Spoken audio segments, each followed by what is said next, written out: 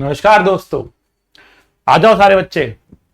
बच्चा लोग, आज हम पढ़ने वाले हैं electric field and potential chapter number 29 SC Verma का क्वेश्चन नंबर 21 से 30 तक सॉल्व करने वाले। ठीक है बच्चों, लेकिन उससे पहले एक जरूरी सूचना यह है कि बहुत सारे बच्चे जब से मैंने ये सीरीज स्टार्ट करी है तो मुझसे रिक्वेस्ट कर रहे थे, सर ये बताइए कि क्या मेडिकल वाले बच्चों को भी एससी वर्मा करनी चाहिए?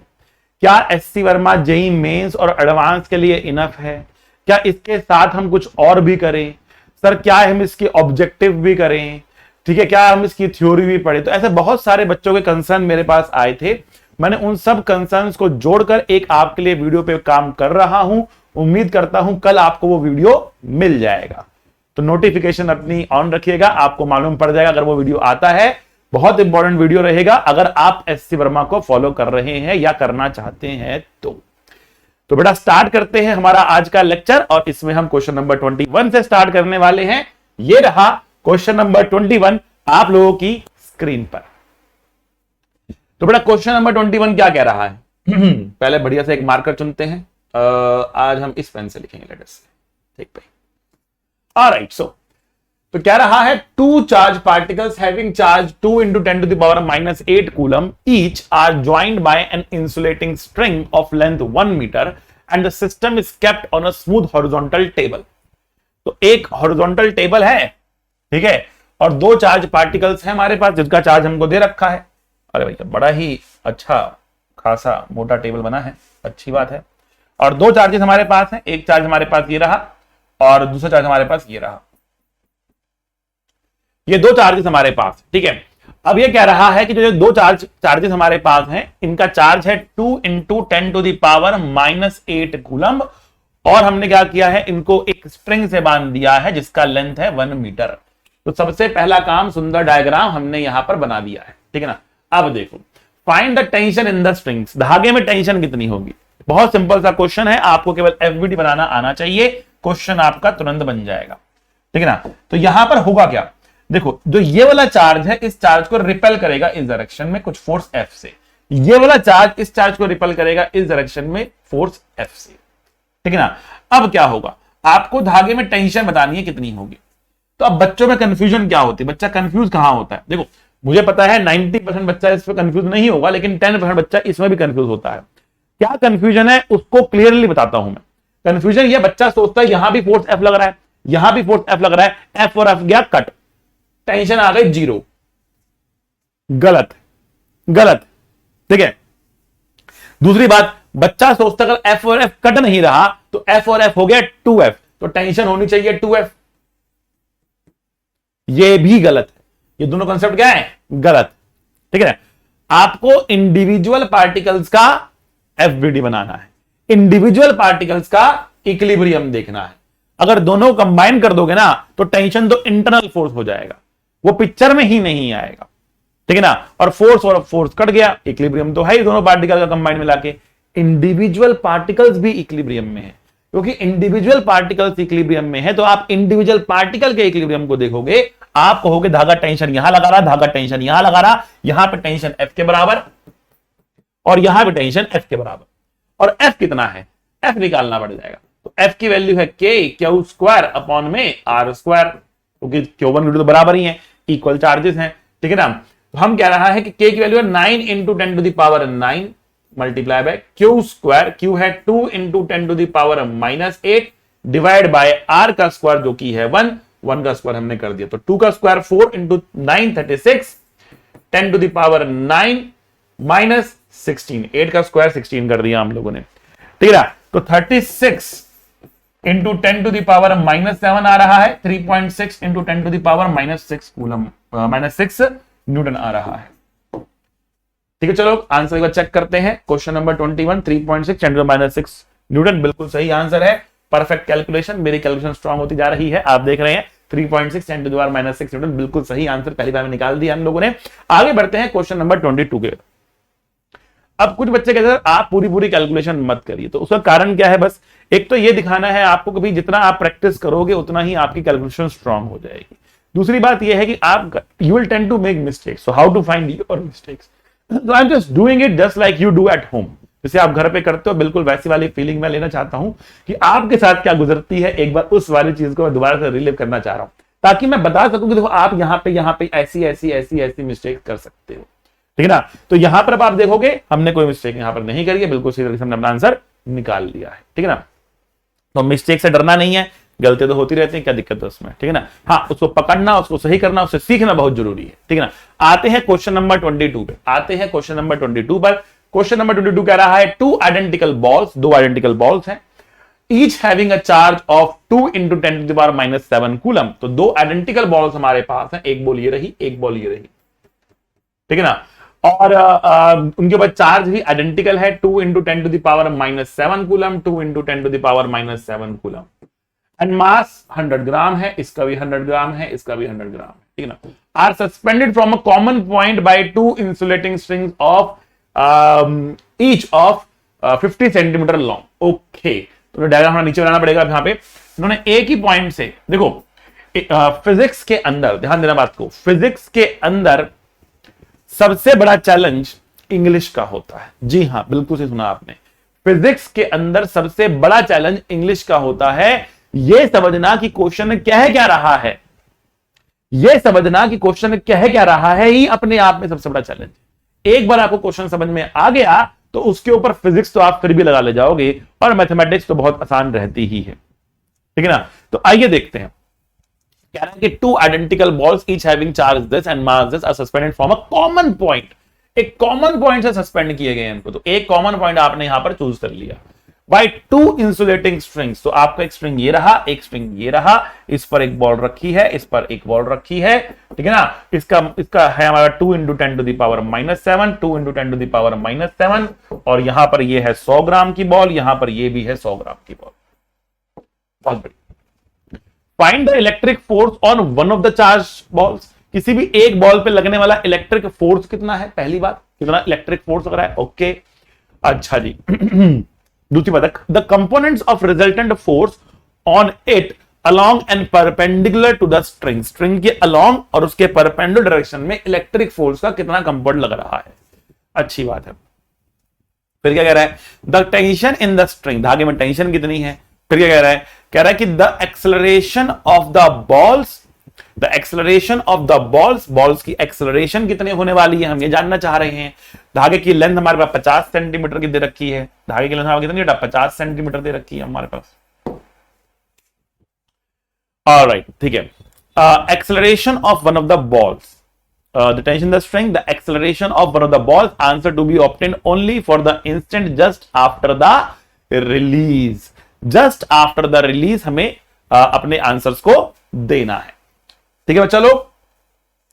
तो इसको आप क्वेश्चन को देखें और उसके बाद इसको अटेम्प्ट करने की करेंगे कोशिश, ठीक है बच्चों। तो एक बार क्वेश्चन को फिर से पढ़ते हैं। अभी क्वेश्चन में हमें एंगल नहीं दे रखा है, क्वेश्चन में कहीं पर भी एंगल नहीं दे रखा है, तो हम फंस गए यहां पे, हम क्या करें, ठीक है ना। तो two identical balls each having a charge of this and mass of this are suspended from the common point by the two insulating strings each 50 centimetre long. The balls are held at a separation of 5 centimetre apart. ये information I didn't write, कैसे miss हो गई ये information. तो ये कह रहा है ये लाइन ही मिस हो गई पूरी की पूरी, मेरा क्वेश्चन क्या है कह रहा है आखिरकार, ठीक है ना। तो ये है हमारे पास 5 सेंटीमीटर। Okay, alright. तो इससे हम एंगल जो है वो चाहे तो निकाल सकते हैं, बट ये 5 सेंटीमीटर उनको दे रखा है। ये 50 सेंटीमीटर, ये 5 सेंटीमीटर, मतलब बहुत छोटा है इसके सामने, बहुत छोटा है इसके सामने। तो एंगल बहुत छोटे बनने वाले हैं यहाँ पर। तो कह रहा है कि electric force on one of the charge ball कितना है। तो पहले इलेक्ट्रिक फोर्स निकालते हैं, 1 बाय 1 निकालेंगे, ठीक है ना। जो क्वेश्चन दे देगा निकालते जाएंगे, ठीक है। तो ये देखो, ये इस पे कितना फोर्स लगाएगा, तो फोर्स की जो वैल्यू होगी वो होगी K, that is 9 × 10⁻⁹। Q square होगी, क्यू बराबर है 2 × 10⁻⁷ का स्क्वायर अपॉन में R स्क्वायर, मतलब 5 × 10⁻⁻² का स्क्वायर। तो K q square by R square, ठीक है बच्चों। अब देखो, ये 36 हो गया ऊपर और नीचे 25 हो गया है, और 10 की बात करें तो 10⁹ यहां पर है, -14 यहां पर है, +4 यहां पर है, तो -1 बचेगा, बेसिकली -1 बचेगा, ठीक है ना। तो ये हमारे को जो मिल रहा है वो मिल रहा है 3.6 divide by 25, 3.6 divide by 25। Now to solve it, what I can do is I can multiply by 4 divide by 4, नीचे आ गया 100, नीचे आ जाएगा 100, तो आराम से सॉल्व हो जाएगा। तो ये 24 12 4 14 डिवाइड बाय 100, तो ये 0.144 न्यूटन आ रहा है। पहले इसका आंसर चेक कर लेते हैं, 0.144 आ रहा है कि नहीं आ रहा है। 21 बिल्कुल सही। तो पहले पार्ट का हमारा आंसर बिल्कुल सही आ चुका है, कोई दिक्कत वाली बात नहीं है। पहले पार्ट का आंसर हमारा बहुत जबरदस्त, बहुत झकास, बहुत प्यारा क्वेश्चन हमारा आंसर आ चुका। अब देखते हैं बी पार्ट। कह रहे थे component of the resultant force on it along and perpendicular to the धागा, along and perpendicular to the धागा कितना फोर्स लगने वाला है, ठीक है ना। तो अब जो ये फोर्स है, इसके ऊपर जो फोर्स लग रहा है वो इधर लग रहा है ना भाई, इधर लग रहा है फोर्स, ये फोर्स लग रहा है। तो अब आपको देखना है कि एंगल कितना है। तो हमने कहा कि मान लेते हैं कि ये एंगल जो है ये थीटा एंगल है। हमने कहा कि मान लेते हैं कि ये एंगल कितना है, थीटा एंगल है। तो भैया ये एंगल भी थीटा होगा, है ना भाई। तो इसका कंपोनेंट अलोंग इधर होगा, परपेंडिकुलर इधर होगा, अलोंग इधर होगा, परपेंडिकुलर इधर होगा। आई बात समझ में। लेकिन अब बात समझना, ये थीटा जो है ये बहुत छोटा थीटा है। अगर आप कहोगे ना थीटा ये कितना है, theta is very very small. Theta कैसा है, बहुत छोटा थीटा है। Theta is very very very very very very small theta है ये। तो this angle is very small, this is nearly horizontal force, this is nearly horizontal force, ठीक है ना। अब मैं कैसे कह पा रहा हूं कि बहुत छोटा थीटा है, आप देखो ना ये 2.5 सेंटीमीटर है और ये कितना बड़ा एंगल, ये कितना बड़ा साइड है, ठीक है। दैट मींस ये साइड भी बहुत बड़ी है, this side is very very large, this side is very very very very large. आ रही बात समझ में आपको। क्योंकि ये बहुत क्या नाम है, ये जो है ये बहुत बड़ी साइड है, तो ये साइड भी बहुत बड़ी है और ये साइड बहुत ही छोटी सी, ये भी लगभग जो है 50 सेंटीमीटर के आसपास ही रहने वाली है। पाइथागोरस लगाओगे तो 50 का स्क्वायर करोगे और 2.5 का स्क्वायर करके माइनस करोगे तो लगभग 50 ही आने वाला है, 49 पॉइंट समथिंग आएगा, ठीक है ना। तो अगर हम इस एंगल की बात करें तो ये एंगल बहुत बड़ा है, इनफैक्ट छोटा नहीं, बहुत बड़ा एंगल है। ये वाला एंगल बहुत छोटा है, this angle will be very very small. जो ये वाला एंगल हमारे पास आने वाला है, ये एंगल बहुत ही छोटा आने वाला है, ठीक है ना। अच्छा जी, अब देखते हैं इसका क्या मीनिंग हुआ। ओके, तो अगर ये एंगल बहुत बड़ा है, इसका मतलब जो ये वाला कंपोनेंट है वो लगभग इस धागे के परपेंडिकुलर टाइप का ही कंपोनेंट आ रहा है। देखो मैं इसका डायग्राम बनाकर दिखाता हूं, आपको तो बेटर समझ में आएगा। आप समझना है क्या हो रहा है, अब समझना, अब समझ में आएगा आपको।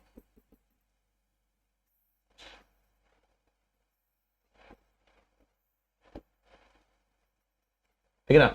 तो अब बताओ, सिचुएशन कुछ ऐसी है, ये 2.5 है, ये 50 है, ये 2.5 है, ये 50 है, ठीक है ना। तो सिचुएशन कुछ आपको ऐसे मिलने वाली है, वेरी स्मॉल डिस्टेंस पे आपने उसको रख के छोड़ा है, ठीक है ना। इसका जो ये वाला फोर्स है ना, ये लगभग 90 डिग्री का एंगल बना रहा है, यहां पर लगभग 90 डिग्री का एंगल बना रहा है। एक्जैक्टली 90 नहीं, लेकिन लगभग 90 है, लगभग 90 है ये। आई बात समझ में आपको, ठीक है। पहले मैं इसका आंसर दिखाता हूं, आंसर क्या कर रहा है, एक सेकंड रुको। क्वेश्चन नंबर 22 का बी कह रहा है, क्वेश्चन नंबर 22 का बी कह रहा है, फर्स्ट पार्ट का आंसर कह रहा है 0, बी कह रहा है फर्स्ट पार्ट का आंसर कह रहा है 0 और सेकंड पार्ट का आंसर आप लोगों के कह रहा है 0.095 0.095 newton away from the other charge, away from the other charge, newton away from the other charge.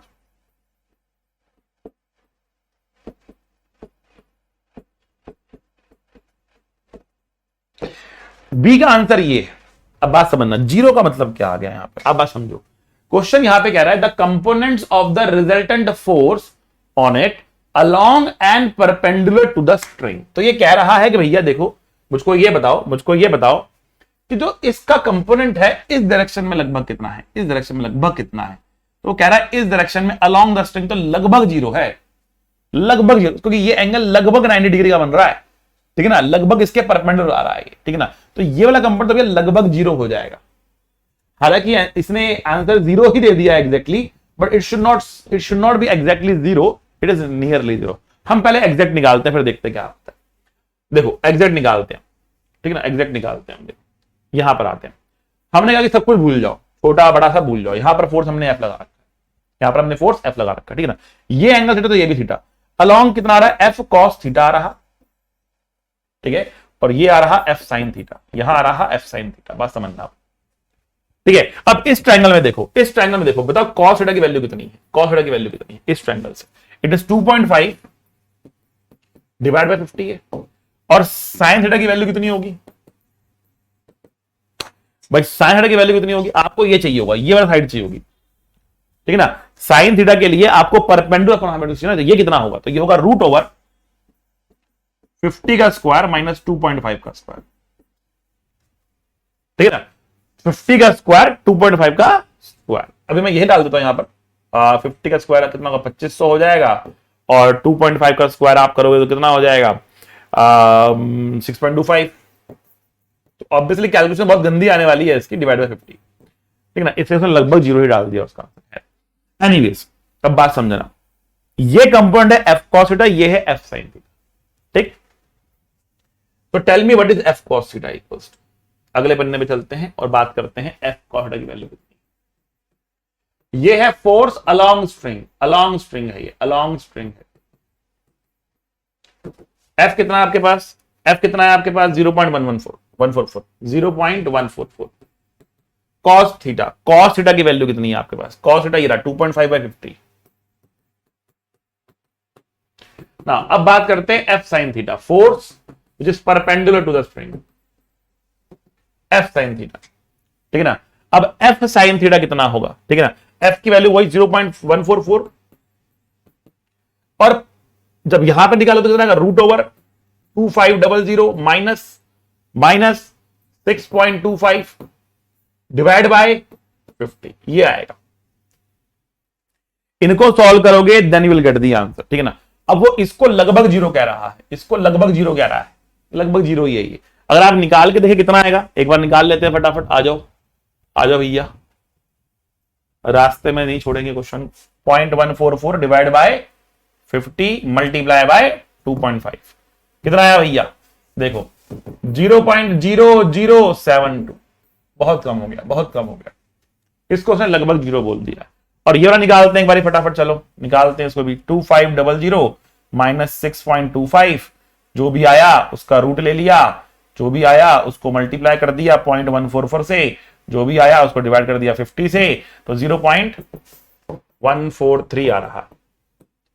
इसने दिया है 0.095 away from the other charge.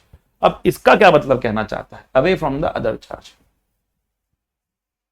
21 का 22 का बी 0 एंड 0.095 बहुत कम दिखाया ना, 0.095 away from the other charge. Let's read the question again, because इससे तुम्हारा आंसर जो है मैच नहीं कर रहा। The components of the resultant force on it and perpendicular to the string, resultant force on it. अच्छा, हम खाली इलेक्ट्रिक फोर्स से कंपोनेंट निकाल रहे थे यहां पर, ठीक है ना। बट क्वेश्चन क्या कह रहा है, क्वेश्चन यहां पे कह रहा है, ध्यान से पढ़ना, components of the resultant force, resultant force से कंपोनेंट पूछ रहा है, ठीक है ना, on it along and perpendicular to the force, ठीक है भाई। अब देखो, अब ये बड़ा गहराई वाला क्वेश्चन हो गया, अब ये बहुत ही गहराई वाला क्वेश्चन हो गया, ठीक है ना। आइए समझते हैं। अब भसड़ मचाई है तो क्या कर सकते हैं, सॉल्व तो करना ही पड़ेगा ना आप लोगों के लिए। देखो भैया, देखो भैया क्वेश्चन क्या कह रहा, क्वेश्चन क्या कह रहा है, क्वेश्चन ये कह रहा है मैंने इसको यहां से रिलीज किया तो इसकी रफ्तार कितनी है, 0 है, हा कि ना। अब बड़े ध्यान सुनना इस बात को, रफ्तार कितनी है, 0 है ना, हा कि ना। अच्छा, छोड़ने पर क्या होगा, छोड़ने पर बेटा ये सर्कुलर पाथ में जाएगा, ऐसे उड़ेंगे ये भाई, सर्कल, ये धागे से बंधा हुआ सर्कुलर पाथ में जाएगा, हा कि ना। बिल्कुल सही बात, it will go in a circular path. Okay, जब भी सर्कुलर पाथ में कोई ऑब्जेक्ट जाता है उसकी दो एक्सेलरेशन होती है, उसकी दो एक्सेलरेशन होती है। एक होती है सेंटर की तरफ, एक होती है सेंटर की तरफ। कितनी होती है बेटा, इसको बोलते हैं एसी, इसको बोलते हैं एसी। एसी का मतलब v² अपॉन में r, और दूसरी होती है टेंजेंशियल, टेंजेंशियल एक्सेलरेशन, टेंजेंशियल, ए टेंजेंशियल, ठीक। अच्छा, जैसे ही छोड़ा रफ्तार कितनी है, 0 है। जैसे ही छोड़ा रफ्तार कितनी है, 0 है। रफ्तार तो will gain slowly and steadily. अभी रफ्तार कितनी है इसकी, 0 है। अब रफ्तार 0 है तो एसी कितना होगा, 0 होगा। आई बात समझ में, रफ्तार 0 तो एसी कितना होगा, 0 होगा। क्लियर, बहुत बढ़िया। तो जैसे ही छोड़ा इसकी रफ्तार 0 है, इसका एक्सेलरेशन भी 0 हो गया, इसका एक्सेलरेशन भी 0 हो गया। But there will be a 80, यहां पर एक टेंजेंशियल एक्सेशन तो होगी। अब उसके लिए हमें क्या करना है, उसके लिए हमने कहा कि देखो यहां पर एक फोर्स लग रहा है, इसका वेट दैट इज mg, और दूसरा लग रहा है इस पर electrostatic force that is F, और तीसरा लग रहा है इस पर टेंशन T। अब फोर्स का कंपोनेंट जो टेंजेंट के अलोंग आएगा ना, वो निकालना है, ठीक है। और इस डायरेक्शन में जो भी कंपोनेंट होंगे वो तो कटने वाले हैं, वो कटने वाले। इस डायरेक्शन में जितने भी कंपोनेंट होंगे वो कटने वाले। क्यों? क्योंकि इस डायरेक्शन में कोई एक्सेशन है ही नहीं, यहां तो एक्सेशन 0 है। अब आ रही बात समझ में आपको? बहुत बढ़िया। अब देखो, अब देखो, मैंने कहा था इसके ऊपर इस डायरेक्शन में लग रहा फोर्स 0.144, ये इलेक्ट्रोस्टैटिक फोर्स हो गया। दूसरी बात, मैंने कहा था नीचे लग रहा है वेट, इसका खुद का वजन 100 ग्राम का पार्टिकल था, तो 100 का मतलब है 0.1 किलोग्राम, मल्टीप्लाई बाय जी करेंगे तो बेटा 1 न्यूटन का फोर्स आएगा। नीचे लग रहा वजन के कारण 1 न्यूटन का फोर्स, 100 ग्राम को किलोग्राम में कन्वर्ट किया, 1000 से डिवाइड करके 0.1 किलोग्राम हो गया, multiply by 10 to get the weight, you will get 1 newton. तो 1 न्यूटन नीचे लग रहा है, इलेक्ट्रोस्टैटिक फोर्स 0.144 जो है वो लेफ्ट में लग रहा है, ठीक है, ओके। टेंशन लग रही है कुछ यहां पे, टेंशन लग रही है कुछ यहां पे।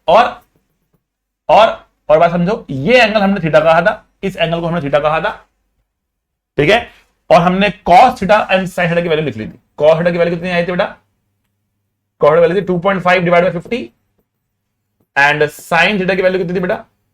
sin थीटा की वैल्यू थी √2500 माइनस 6.25 डिवाइड बाय 50, ठीक है, यहां तक हम कर चुके थे। अब देखो, अब क्वेश्चन ने कहा कि यहां पर आपको रिजल्टेंट फोर्स के कंपोनेंट चाहिए। हमने केवल एफ के कंपोनेंट लेने की कोशिश करी थी, जिससे मामला गड़बड़ होता, कुछ समझ नहीं आता कि क्या है, जीरो कैसे दे रहा है, जीरो तो नहीं देना चाहिए इसको answer, why it is giving zero. तब मैं कहा कुछ तो गड़बड़ा, हमने क्वेश्चन पढ़ने में गलती करी है। Then I went back to the question, question पे गया, वहां पे वर्ड लिखा था रिजल्टेंट फोर्स। इसलिए मैंने कहा कि फिजिक्स में सबसे बड़ा चैलेंज क्या होता है? Reading the question carefully. आपके सामने प्रैक्टिकल करके दिखाया कि हम कहां कैसे गलती करते हैं। जानबूझ के किया मैंने। कीप थिंकिंग दैट, चलो, बट ये आमतौर पे गलतियां ऐसी ही होती है, ठीक है ना। तो देखो, हमने कहा कि देखो ये एंगल थीटा है, ये 90 माइनस थीटा होगा, तो ये एंगल भी थीटा होगा। ये थीटा है तो ये 90 माइनस थीटा, तो ये एंगल भी थीटा होगा। बात समझना आप, ठीक है। अब देखो 0.144 का एक कंपाउंड इधर आएगा और दूसरा कंपाउंड इधर जाएगा, क्लियर? एक कंपाउंड इधर आया और एक कंपाउंड इधर गया। सिमिलरली mg का एक कंपाउंड इधर आएगा और दूसरा कंपाउंड इधर जाएगा। Tension will cancel these two components completely, because इस डायरेक्शन में कोई एक्सेशन नहीं है। इस डायरेक्शन में कोई एक्शन इसलिए नहीं है बिकॉज इस डायरेक्शन में होगी सेंट्रीपिटल एक्सेलरेशन, जो डिपेंड करती है स्पीड पर, और स्पीड है 0। तो यहां पर बेटा 11th के कॉन्सेप्ट लग रहे हैं सर्कुलर मोशन वाले। कॉन्सेप्ट क्या था वो मैंने आपको ऑलरेडी बताया कि दो टाइप का एक्सेशन होता है सर्कुलर मोशन में, सेंट्रीपिटल, टेंजेंशियल। सेंट्रीपिटल एक्सेशन के लिए स्पीड होना जरूरी है, स्पीड नहीं, सेंट्रीपिटल एक्सेशन नहीं होगा। तो यहां पर स्पीड नहीं था, जस्ट रिलीज किया था, इसलिए इस डायरेक्शन में एक्सेशन नहीं पाया। इस डायरेक्शन में एक्सेशन नहीं था, इसलिए टेंशन ने इन दोनों कंपाउंडों काट के हटा दिया। नेट फोर्स इस डायरेक्शन में 0 हो गया, केवल इस डायरेक्शन में फोर्स आने वाला है। तो 0.144 का साइन थीटा कंपाउंड आएगा और 1 न्यूटन का कॉस थीटा कंपाउंड आएगा। ये दो कंपाउंड हो गए, इनका रिजल्टेंट निकालना है हमको, इनका रिजल्टेंट निकालना है हमको, ठीक है ना। पहले देखना पड़ेगा कौन बड़ा कौन छोटा, फिर सॉल्व करना पड़ेगा, ठीक है ना। तो देखो ये कितना हो गया, ये तो 2.5 डिवाइड बाय 50 ही हो गया, ठीक है ना। ये कितना हो गया, ये हो गया 0.144 इंटू √2500 माइनस 6.25 डिवाइड बाय 50। तो फटाफट कैलकुलेटर निकालते हैं अपना, क्वेश्चन में बहुत समय लग गया हमको वैसे भी इस क्वेश्चन करने के लिए। तो फटाफट कैलकुलेटर निकालते हैं और सॉल्व करते हैं इसको। तो पहले इसको निकालते हैं, 2500 माइनस 6.25, जो भी आया उसका रूट लिया और जो भी आया उसका डिवाइड बाय 50 किया, जो भी आया मल्टीप्लाई बाय 1.144 0.144 किया, ठीक है ना। तो ये हो गया इक्वल टू, ये हो गया इक्वल टू 0.143 जो हमने पहले निकाला था, ऑब्वियस सी बात है। और इधर हमको मिल रहा है कितना, 2.5 मिल रहा है, डिवाइड बाय 50 मिल रहा है, ये है कितना, ये है 0.05 है। दोनों को माइनस करना पड़ेगा हमको, माइनस करते हैं इसको, तो कितना आएगा हमारे पास, तो ये आ रहा है 0.143 माइनस 0.05 0.093। सर 0.095 था, 3 क्यों लिया? अप्रोक्सीमेशन, मैंने रूट काफी आगे डेसिमल तक था, सब कुछ था, उसके हिसाब से निकाला, तो वो अप्रोक्सीमेशन में इतना तो चलता है, ठीक है। 0.093 न्यूटन टेंजेंट के अलोंग है, स्प्रिंग के अलोंग तो जीरो हो गया, स्प्रिंग के अलोंग तो जीरो हो गया। हमारी गलती क्या रही? हमने क्वेश्चन पढ़ते वक्त रिजल्टेंट वर्ड को नहीं पढ़ा, जिसकी वजह से सब गुड़ गोबर, ठीक है। क्या आगे बढ़ते हैं, तो देखो ऐसी चीजें बहुत फ्रस्ट्रेट करते हैं, बट क्या करें, करना पड़ता है। तो टेंशन इन द स्ट्रिंग, धागे में टेंशन कितनी होगी, धागे में टेंशन कितनी होगी? अच्छा जी, सब निकलवाएगा अच्छे से हमसे। तो धागे की टेंशन निकालने का तरीका क्या है भैया? देखो अब आपको ये दोनों फोर्स निकाल के जोड़ने पड़ेंगे। टेंशन इन दोनों को ही बैलेंस कर रहा है, टेंशन इन दोनों को ही बैलेंस कर रहा है, तो हम यहां पे बोल सकते हैं टेंशन कुछ और नहीं बल्कि क्या है, 0.144 into cos theta plus 1 into sine theta. मैंने इसका ये वाला कंपाउंड इसका ये वाला कंपाउंड लेके जोड़ दिया, इसका ये वाला कंपाउंड इसका कंपाउंड लेके जोड़ दिया, ठीक है ना। तो फटाफट सॉल्व कर लेते हैं इसको बेटा। साइन थीटा की वैल्यू आपको बताइए कितनी है, वो रही क्वाड्रेटिक वैल्यू 2.5 डिवाइड बाय 50, ठीक है। तो क्या करना पड़ेगा हमको यहाँ पे, पहले मैं साइन थीटा की वैल्यू निकाल दूं, बिकॉज ये कैलकुलेट करना पड़ेगा ना, तो उसको निकाल के रखना, फिर ऐड तो करना, वो कोई बात नहीं, ठीक है। कैलकुलेटर आ गया, ठीक है। तो साइन थीटा की वैल्यू कितनी है, तो ये है 2500 माइनस 6.25, जो भी आया उसका रूट लिया, जो भी आया उसको डिवाइड बाय 50 किया, हमने सॉल्व किया। तो ये है हमारे पास साइन थीटा की value 0.99, close to 1, angle is very small, right. Okay, इसको हमें ऐड करना है किसमें से, 0.144 multiply by cos theta that is 2.5 divide by 50, solve किया हमने, तो 1.07 आ रहा है। Let me check quickly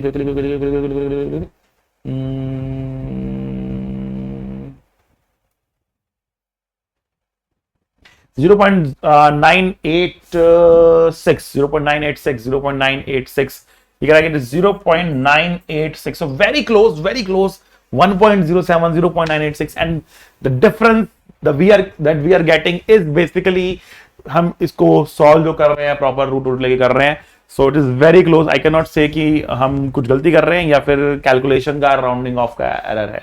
so I believe it is the error due to the rounding off issues only, ठीक है ना। सब कुछ राउंड ऑफ है यहाँ पर, ठीक है ना। ये भी राउंड ऑफ में निकाला गया है, वो सब भी राउंड ऑफ में निकाला गया है, तो आई थिंक सब कुछ राउंड ऑफ ही है, इसलिए I can not really say कि यहां पर हम कुछ गलती कर रहे हैं कि नहीं कर रहे हैं। मेरे हिसाब से कोई गलती नहीं है। 0.144 cos theta 1 newton sin theta, as simple as that. Solve करना है, you will get the answer. I am getting 0.986 nearly close to 1.07, right. कोई बात नहीं, अगले क्वेश्चन पढ़ते हैं, अगले पार्ट में पढ़ते हैं। फिर ये कह रहा है the acceleration of one of the balls, acceleration कितना है। तो बहुत सिंपल सी बात है, आपने जो फोर्स निकाला, नेट फोर्स निकाला, the net force was this, इसको मास ऑफ द बॉल से डिवाइड कर देंगे, ठीक है ना। इसको मास ऑफ द बॉल से डिवाइड कर देंगे, हमें एक्सेलरेशन मिल जाएगा, ठीक है ना। तो लास्ट पार्ट में हमें क्या करना है, हमें करना है acceleration that is equal to force upon में मास। फोर्स नेट लेना होता है हमको, तो नेट फोर्स स्प्रिंग के लंब तो था नहीं, उसके परपेंडिकुलर एस्टीमेट तक था 0.093 या 95, S795 तक है, let me take 95 divide by mass में 100 ग्राम है, तो 100 किलोग्राम में 0.1 करेंगे तो kg, so the acceleration is going to be 0.95 metre पर second square. Let's see the answer, बिल्कुल सही जवाब, डी ऑप्शन बिल्कुल सही, हमारा आंसर निकल चुका है। Perpendicular to the string going away from the other charge, obvious ही बात है। So let me give you a little brief what had happened here. So इसने इसको रिपेल किया, इस पर ग्रेविटी का वेट लगा, यहां पर टेंशन लगी, ठीक है ना, यहां पर टेंशन लगी क्विकली, ऑलराइट। उसके बाद हमने क्या किया, हमने इस फोर्स और इस वेट के टुकड़े करे, एक इधर किया एक इधर किया, हमने इसके टुकड़े कर लिए, ठीक है भैया। इस फोर्स का ये वाला कंपोनेंट, इस फोर्स का हमने इस एंगल थीटा माना था, तो बेटा ये हो गया F cos थीटा, ये हो गया mg sin थीटा, ये हो गया mg cos थीटा, और ये हो गया F sin theta, right. Now these two components add up and tension cancels it. These two components subtract out. दोनों subtract हो जाते हैं, नेट रिजल्टेंट निकलता है जो इस डायरेक्शन में इसको एक एक्सप्रेशन देता है जो कि टेंजेंशियल होती है, जो कितना होगा F sin theta minus mg cos theta divide by mass m। इस डायरेक्शन में टेंशन और ये कैंसिल हो रहे हैं, हम लिखेंगे T बराबर F cos theta minus mg sin theta, ठीक है। ये इक्वल रहेंगे, इस डायरेक्शन में कोई एक्सप्रेशन नहीं रहेगी। सेंट्रीपिटल एक्सेलरेशन यहां पर 0 है क्योंकि v² बाय r भी यहां पर 0 है, this is the concept, this is the complete concept जो हमने काफी कुछ मेहनत करने के बाद यहां तक पहुंचे, क्योंकि हमने एक वर्ड गलती से मिस किया, एक वर्ड गलती से मिस किया, and that word was this resultant. कहां गया वो word? Resultant force, resultant force हमने मिस किया, right? Alright, so that's the concept of this question. Let's move forward to the next question. Alright, चलो अगला क्वेश्चन आप लोगों के स्क्रीन के सामने आ चुका है, क्वेश्चन नंबर 23। क्वेश्चन कह रहा है कि two identical pit balls are charge by rubbing against each other, they are suspended from the horizontal rod through two strings of length 20 centimetre each। पहले जब रब करते हैं आपस में तो एक पे पॉजिटिव और एक पे नेगेटिव चार्ज आता है। तो दो पिट बॉल्स हमारे पास हैं, एक पे पॉजिटिव चार्ज है, एक पे नेगेटिव चार्ज है, बराबर चार्ज है। Suspended from horizontal rod through two string, ठीक है। तो इसने कहा कि हमने दो पिट बॉल्स आइडेंटिकल बॉल्स हैं, उनको रब के दोनों पे आइडेंटिकल चार्ज आया, एक पे पॉजिटिव एक पे negative. They are suspended from a horizontal rod, एक हॉरिजॉन्टल रॉड से उसको सस्पेंड किया गया है, ठीक है ना? Okay, through two strings of length 20 centimetre each, the separation between the suspension points being 5 centimetre. तो जो सस्पेंशन पॉइंट है, तो सस्पेंशन पॉइंट है, उनके बीच में जो डिस्टेंस है ना बेटा, वो 5 सेंटीमीटर का है। In the equilibrium position the separation between the two balls is 3 centimetre. तो they are going to attract each other, obviously बात है, they are going to attract each other. ये रॉड थी हमारे पास और they are attracting each other. ये distance 5 centimetre आपके पास है एंड ये डिस्टेंस आपके पास 3 सेंटीमीटर का है। बहुत बढ़िया। Find the mass of each ball and the tension in the springs. The charge on each ball has a magnitude of 2 into 10 to the power minus 8 coulomb, right? तो आपको charge दे रखा है 2.0 10 to the power minus 8 coulomb का, और आपको बताना है कि इसका मास कितना है, पता नहीं कितना मास है इसका, और कह रहा है कि टेंशन कितनी है ये बताना। बहुत शानदार, बहुत बढ़िया क्वेश्चन है, बहुत शानदार, बहुत बढ़िया क्वेश्चन है। देखो क्वेश्चन समझ में कब आता है? जब आप उसका डायग्राम बना ले जाते हो। अब देखो जिस टाइप का ये क्वेश्चन है, जिस टाइप का ये क्वेश्चन है, बात समझना, जिस टाइप का ये क्वेश्चन है, ठीक है ना, ये एडवांस में ऐसा क्वेश्चन आता है। डिफिकल्टी लेवल की बात नहीं कर रहा है, क्वेश्चन के सॉल्व करने की डिफिकल्टी लेवल की बात नहीं कर रहा मैं यहां पे। मैं आपको यह बता रहा हूं कि जो ऐसा क्वेश्चन होता है वो एडवांस में जैसे इसकी लैंग्वेज है वैसा आता है। डायग्राम नहीं देता एडवांस का क्वेश्चन आपको, एडवांस का क्वेश्चन आपको डायग्राम नहीं देता है, ठीक है ना? एडवांस का क्वेश्चन आपको डायग्राम नहीं देता है, डायग्राम नहीं देगा वो, आप क्वेश्चन लिख देगा बस। अब पढ़ते रहो, सोचते रहो, समझते रहो उसको, ठीक है ना? तो क्वेश्चन पढ़ के डायग्राम बना लेना ही अपने आप में पहला स्टेप, बहुत इंपॉर्टेंट स्टेप। सबसे पहला काम सुंदर डायग्राम, इतना ही कर लिया, आधा क्वेश्चन उसका बन गया। वो क्वेश्चन की लैंग्वेज समझ गया, क्वेश्चन का मीनिंग समझ गया, कुछ मिसिंग नहीं करना है आपको। मिस करोगे तो पछताना पड़ेगा, ठीक है ना? जैसे अभी मैं पछताया था। खैर आगे बढ़ते हैं। ये हमारे पास बेटा क्या आ गया यहां पर? अभी मैं पहले क्या करता हूं, मैं वैल्यूज बाद में लिखूंगा, पहले सिंबल में करते हैं। दैट इज माई फोर्टे, के क्यू स्क्वायर अपॉन में आर स्क्वायर, ठीक है? क्वेश्चन क्या कह रहा है? क्वेश्चन कह रहा है in the equilibrium separation between the balls is this, ठीक है? टेंशन निकालनी, टेंशन नहीं होता हमको। अब देखो इक्विलिब्रियम है यहाँ पे, सबसे बड़ी बात क्या है? इक्विलिब्रियम। जब इक्विलिब्रियम होगा तब क्या होगा उसको समझने की कोशिश करते हैं। मैं अगले पन्ने में डायग्राम बनाता हूं, यहाँ पे स्पेस कम है। Let's draw the diagram on the next page. साफ सुंदर डायग्राम बनाएंगे so that we should be able to do the question easily.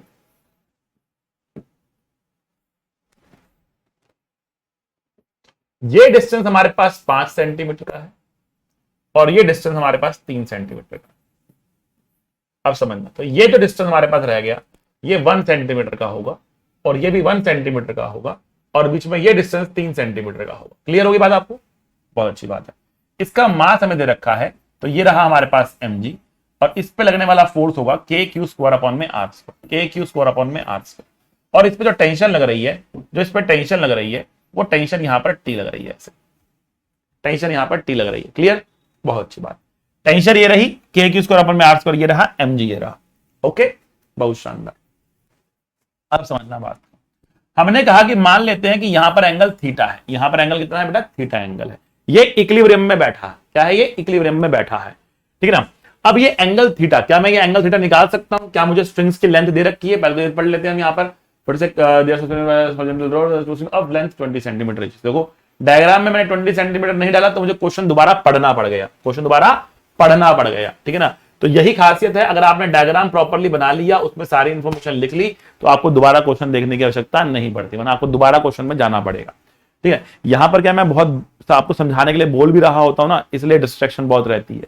अगर खुद से बैठ के अगर आप करोगे तो आपको डिस्ट्रैक्शन कम रहेगी और आप जल्दी बना लोगे क्वेश्चन। ठीक है, तो बट तरीके आपको समझने, तरीके समझना आपको। ठीक है, तो टी क्या रहेगा, टी कॉस थीटा ऊपर जाएगा, टी साइन थीटा यहां आएगा, टी कॉस थीटा एमजी को बैलेंस करेगा, तो आप लिखोगे टी कॉस थीटा बराबर एमजी। ठीक है, अब देखो, अब यहां पे समझना, यहां पर जो मैंने ये फोर्स बनाया है आप लोगों के लिए, ठीक है ना, ये फोर्स इलेक्ट्रोस्टैटिक फोर्स जो रहेगा इसके ऊपर,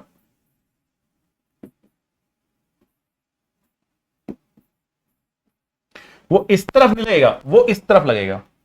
तो let me show it on this side, let me show it on this side. इस तरफ क्यों रहेगा, तो इस पर अगर क्यू चार्ज है तो इस पर माइनस क्यू चार्ज आने वाला है, तो ये फोर्स आएगा इस डायरेक्शन में, के क्यू स्क्वायर अपॉन में आर स्क्वायर, के क्यू स्क्वायर अपॉन में आर स्क्वायर, ये इस तरफ लगेगा, ये इसको अट्रैक्ट करेगा और टी सेंटर इधर होगा, टी ऊपर होगा और एमजी नीचे होगा। ठीक है ना, so now we are saying T cos theta equals to MG, T sin theta equals to K Q square upon में आर स्क्वायर। दोनों को हम सॉल्व करेंगे, विल गेट आवर आंसर। ठीक है, एम निकालना है तो क्या आएगा हमारे पास, tan थीटा, दोनों डिवाइड कर दिया हमने, कितना आ रहा है, tan theta is equals to K Q square upon में एमजी आर स्क्वायर, ये आ रहा है। और अगर हम यहां पर टी निकालना चाहते हैं तो टी की वैल्यू कैसे निकालेंगे, तो calculate the value of T square and add both of them. But हमारे पास एमजी तो नहीं है, हमें एम तो चाहिए, तो पहले हम एम निकालेंगे यहां से, तो टी की वैल्यू तो यहीं से निकल जाएगी हमारे पास, कोई दिक्कत वाली बात ही नहीं है। एम की वैल्यू निकालना चाहते हैं तो एम की value K Q square G R square into tan theta, ये आ गया हमारे पास एम की वैल्यू। ठीक है ना, और टी की वैल्यू निकालनी है तो टी की वैल्यू यहीं से मिल गई आपको, टी की वैल्यू हमारे पास है के क्यू स्क्वायर अपॉन में R square into sine theta, ये हमारे पास टी की वैल्यू आ गई। आई बात समझ में आपको। ठीक है, और हम चाहे तो टी की वैल्यू ऊपर से भी निकाल सकते हैं, यहां से भी नहीं, एम हमें पता नहीं था, एम पहले निकालना पड़ेगा हमको, तभी ऊपर, तो हमने सेकंड वाली इक्वेशन से निकाल दिया इसको। ठीक है ना, अब हमें बस वैल्यू पुट करनी है और अपने आंसर को मैच करना है कि जो हमने किया वो सही किया कि गलत किया। तो अब वैल्यूज की बात कर लेते सारी कि वैल्यूज क्या है, वैल्यूज क्या है। तो देखो भैया हम वैल्यूज लिखते हैं यहां पर, तो हमें पता है लेंथ ऑफ द स्ट्रिंग पता है, तो लिखा है हमने separation to them is 3 centimetre, the charge each ball पे चार्ज हमको ये दे रखा है, तो हमको क्यू मिल गया। ठीक है, और क्या चाहिए हमको, क्यू मिल गया, तो पहले क्यू की वैल्यू पुट कर लेते हैं यहाँ पर। तो हम कह रहे हैं टी का वैल्यू कितना है, टी का वैल्यू है 9 into 10 to the power 9, Q है 2 इंटू 10 टू द पावर -8 का स्क्वायर अपॉन में आर स्क्वायर, आर हमको ये लेना है 3 इंटू 10 टू द पावर -2 का स्क्वायर एंड साइन थीटा। अब इस ट्रायंगल से हमें साइन थीटा की वैल्यू निकालनी पड़ेगी, परपेंडिकुलर अपॉन में हाइपोटेन्यूज होता है साइन थीटा, परपेंडिकुलर हमारे पास 1 सेंटीमीटर है और हाइपोटेन्यूज हमारे पास 20 है, तो साइन थीटा की वैल्यू हमने यहां पर ले जाकर ये लिख दी है, क्लियर, 1/20 की वैल्यू लिख दी है। इसको सॉल्व करेंगे तो हमें टी मिल जाएगा, इसको सॉल्व करेंगे तो हमको टी मिल जाएगा। एक बार हमको टी मिल गया, तो अब इस वाले इक्वेशन से हमको एम निकालना पड़ेगा। एम यहां पर लिखेंगे तो 9 इंटू 10 टू द पावर 9 आ गया, क्यू स्क्वायर करेंगे तो 2 इंटू 10 टू द पावर -8 का स्क्वायर हो गया, एक बार चेक कर ले, 10 टू द -8 ही है, बिल्कुल ठीक है। डिवाइड बाय जी की वैल्यू आप 10 डाल देंगे, आर की वैल्यू कितनी है हमारे पास 3 सेंटीमीटर है, तो 3 इंटू 10 टू द पावर -2 करेंगे, यहाँ पे स्क्वायर करेंगे इसको। tan थीटा की वैल्यू लिखेंगे परपेंडिकुलर अपॉन में हाइपर, परपेंडिकुलर अपॉन में बेस, परपेंडिकुलर अपॉन में बेस। अब ये 1 है और ये 20 है, अब ये 1 है और ये 20 है, तो बेटा अब एंगल की अगर आप बात करें 1 और 20 की अगर हम बात कर रहे हैं, तो वापस एंगल बहुत ही यहाँ पर छोटा आ रहा है, तो अगर ये 20 और ये भी लगभग 20 ही होगा, तो मैं अप्रोक्सीमेटली अगर मैं यहाँ पे बात करूं तो मैं साइन थीटा को लगभग tan थीटा को लगभग साइन थीटा ही बोल पाऊंगा, और फिर मैं इसकी साइन थीटा की वैल्यू वापस से 1/20 ही अप्रोक्सीमेटली लिख देता हूं। अब ये भी लगभग 20 ही आने वाला है, क्योंकि एंगल बहुत ही छोटा बनने वाला है। अब देखो ना इसकी वैल्यू कितनी है, ये है √20 का स्क्वायर -1 का स्क्वायर, ये होगा ना, ये मतलब √400 -1 399, तो 399 का रूट क्या होगा 19 पॉइंट समथिंग तो होगा, है ना। तो लगभग मैंने वैल्यू यही कर दी यहाँ पर। ठीक है, अब इनको सॉल्व कर लेना फटाफट। ठीक है, तो ये 20 जाएगा ऊपर, ये 20 जाएगा ऊपर, और 3 के स्क्वायर से तो बड़े कट जाएगा, 20 जाएगा ऊपर, तो ये मुझे 40 दिख रहा है, आता हुआ 40 दिख रहा है। और 10 की पावर कितनी आ रही है, 10 की पावर कितनी आ रही है, 10 की पावर बेटा यहाँ से 9 आ रही है, यहाँ से -16 आ रही है, और नीचे से 4 आ रही है, तो 9 4 10 का -3 हो गया, 40 इंटू 10 की पावर -3 बनता हुआ मुझे दिख रहा है टेंशन। टेंशन का एक बार आंसर चेक करते हैं फटाफट हम लोग। और क्वेश्चन नंबर कौन सा बताइए? 8.2 10 to the power -2, 8.2 10 to the power -2 is the answer। हाँ, t is k square upon में r स्क्वायर अपॉन में sine theta. t sign theta की वैल्यू हमने k की स्क्वायर में r को डाल दी थी, बिल्कुल सही जवाब। तो t की वैल्यू हमारे पास आ रही है साइन थीटा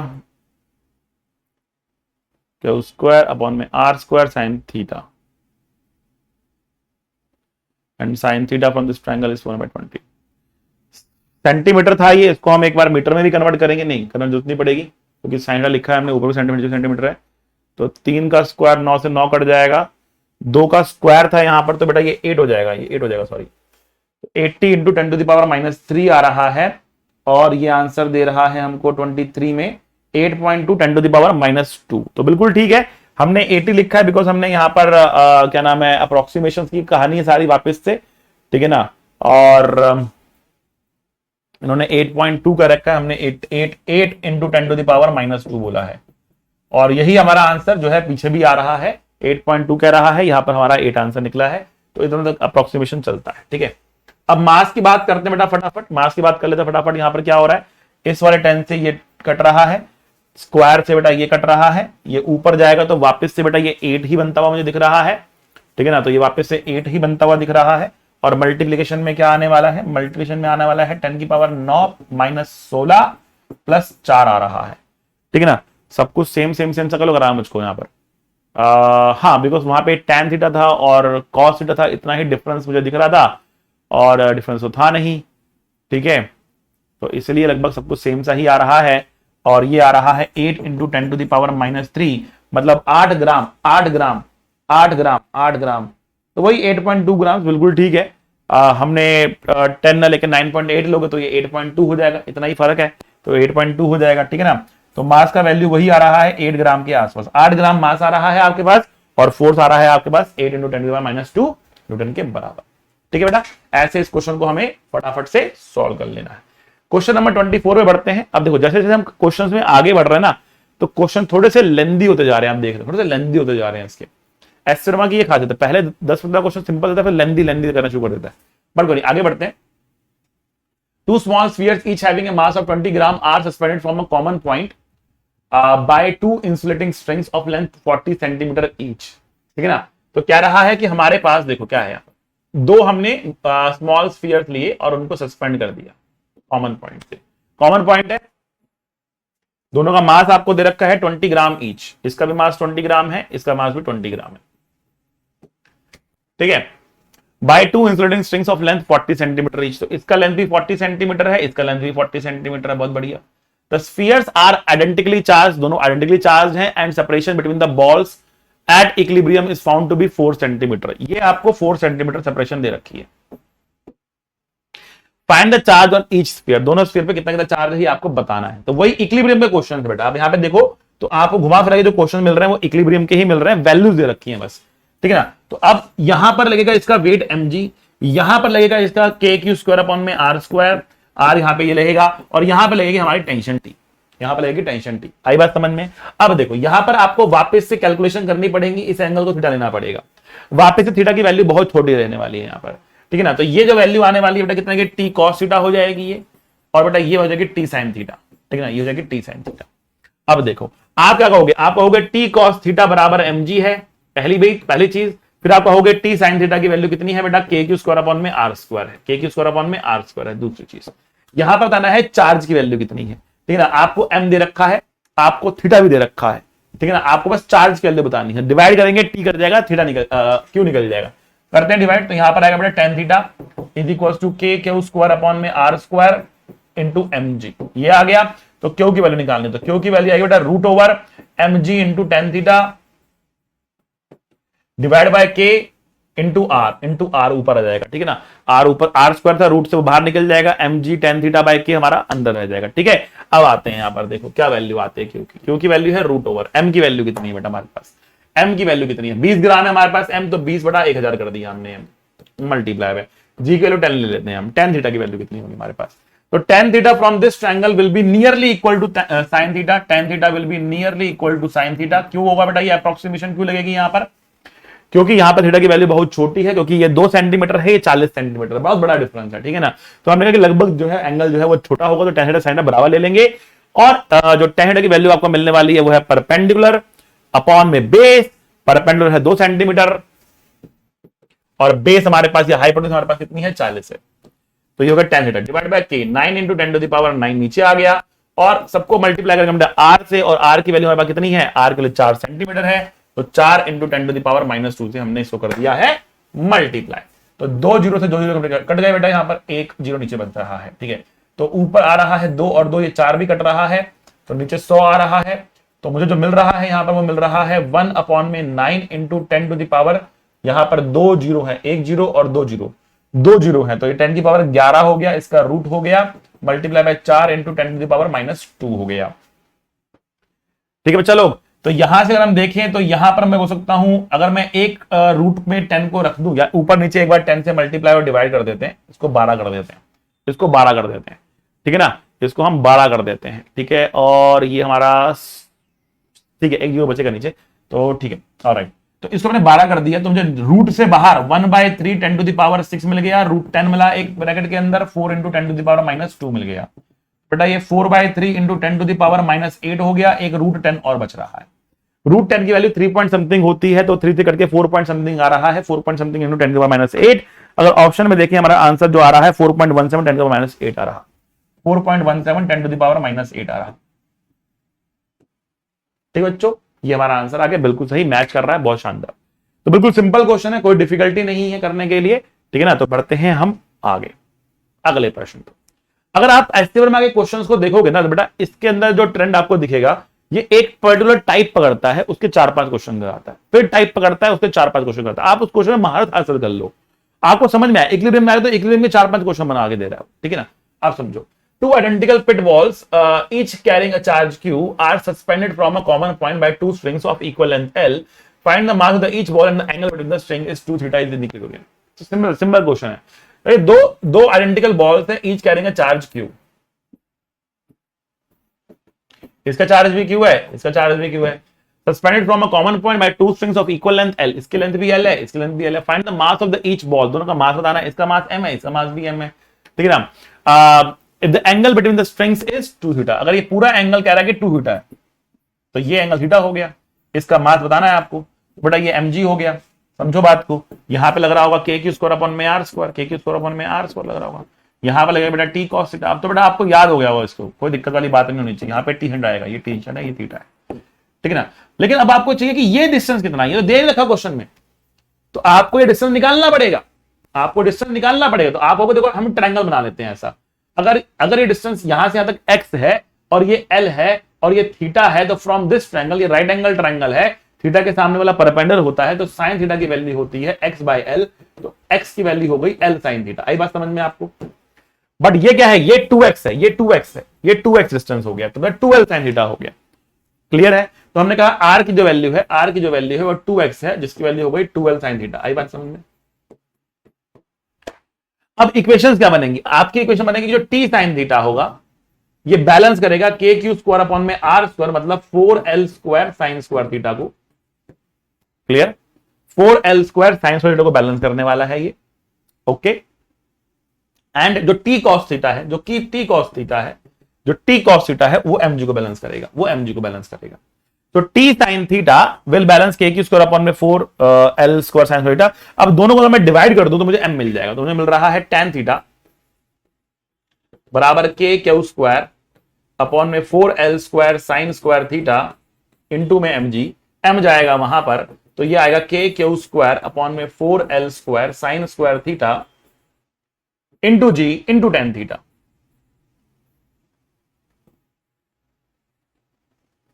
मैच करते हैं बराबर इसको। ऑल राइट, सो m की वैल्यू ये कह रहा है, m की वैल्यू कह रहा है k q square, k q square बिल्कुल ठीक है, कॉट थीटा, tan को ऊपर लेकर कॉट थीटा बना दिया उसने, 4gl square sine square theta. बिल्कुल सही जवाब, बिल्कुल सही जवाब, हमारा आंसर बिल्कुल सही आ रहा है। Now that's what I like, जहां पे कैलकुलेशन हो ही ना यार, क्या वैल्यू डालते रहो, कैलकुलेशन करते रहो, गंदा काम है ना। पर क्या करें, क्वेश्चन दे देता है तो करना पड़ता है। आपको आईआईटी में भी ऐसे क्वेश्चन आ सकते हैं जहां पे वैल्यूज डालनी पड़ते हैं, बट कैलकुलेशन पार्ट एक पार्ट हो गया, मैथमेटिक्स हो गया वो, ठीक है ना। दूसरा पार्ट क्या, आपको फिजिक्स समझना चाहिए, एफबीडी बनाना कैसे, how to make the FBD, ये आपको पता है तो क्वेश्चन ऐसे बन जाते हैं, जैसे ये बन गया। चलो आगे बढ़ते हैं।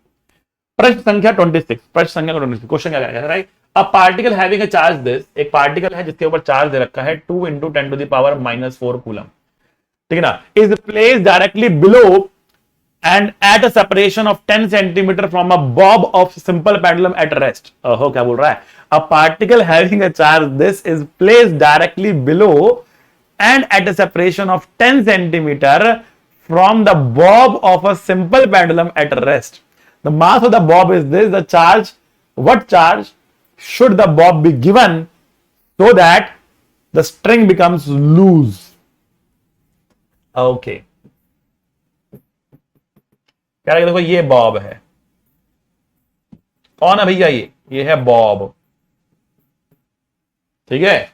अब कह रहा है कि एक चार्ज पार्टिकल है जो नीचे रखा है 2 × 10⁻⁻⁴ कूलम है, और इसका जो सेपरेशन है वो है 10 सेंटीमीटर का, 10 centimetre. Why SC Verma questions are tough, because they are on the pattern of advanced.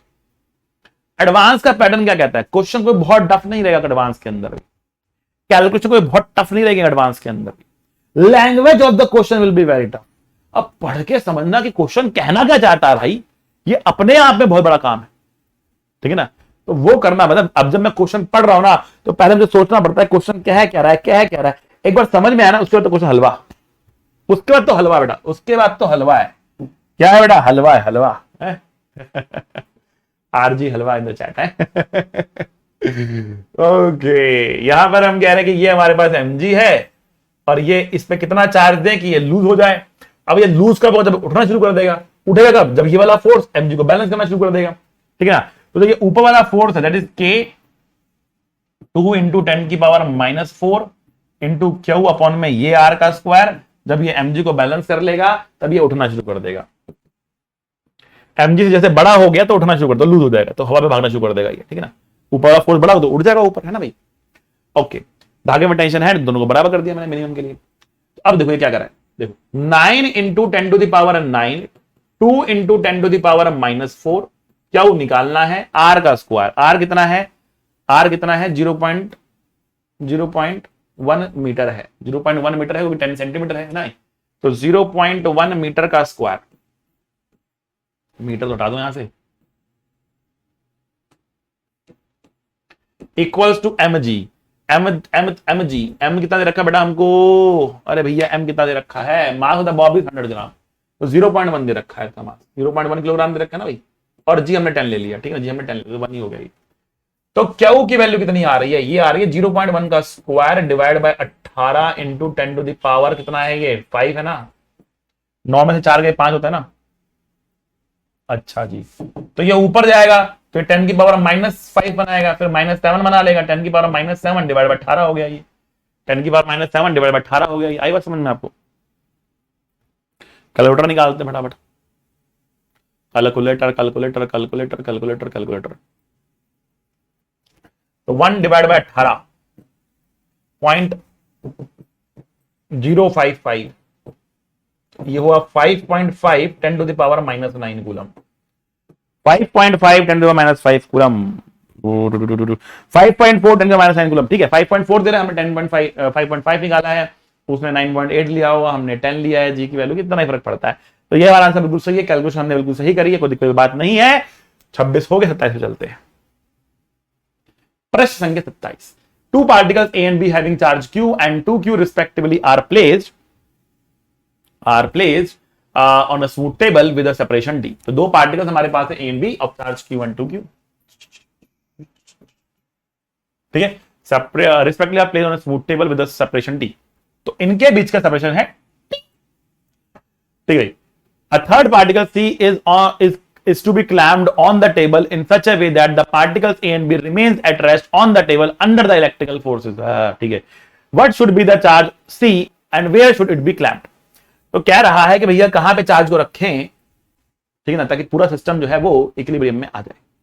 बस पूरा सिस्टम इक्विलिब्रियम में रहे। ये भी ना चले, ये भी ना चले, दोनों में कोई भी ना चले, ठीक है। और उसको कहां रखना चाहिए, उस पार्टिकल को हमें कहां पे रखना चाहिए, ठीक है।